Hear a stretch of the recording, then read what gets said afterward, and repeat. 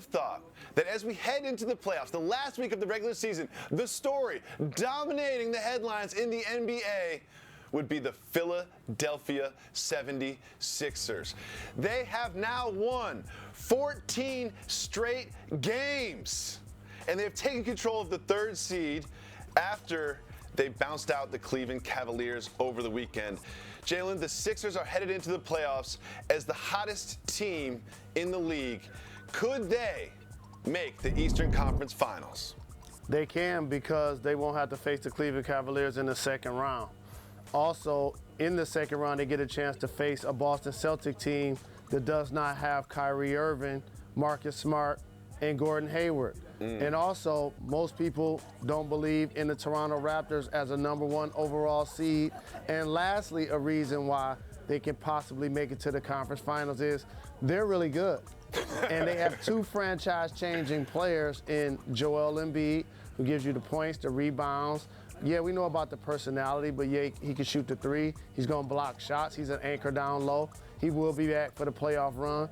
And Ben Simmons, who's playing like a modern-day Magic Johnson. He's putting up triple-doubles. And I'm really careful about passing out praise and doing comparisons, but I said it when Ben Simmons got drafted. His game really reminds me a lot of Grant Hill, who was more of a point forward in the vein of a Paul Pressey or a Scottie Pippen. He got drafted to be a point guard.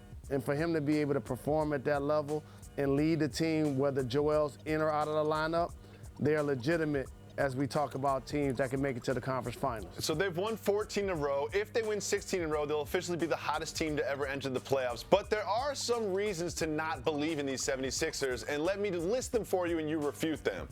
Inexperience, they haven't played in the playoffs, lack of depth, and one of their most important players, if not their most important player, Joel Embiid, now sidelined coming back from injury. Do you think those three things will come back to haunt them early in the playoffs?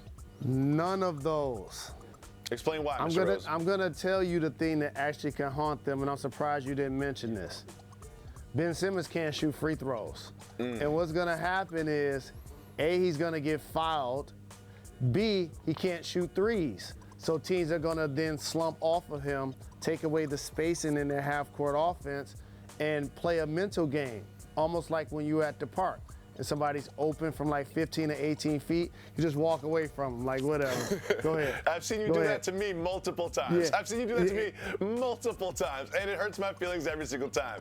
Correct, because that plays with your psyche. It certainly does. And also I'm about to your cry right now teammates thinking about it. and everybody else on the floor. So that's a couple of things that I'm looking to see if teams are going to try to do that.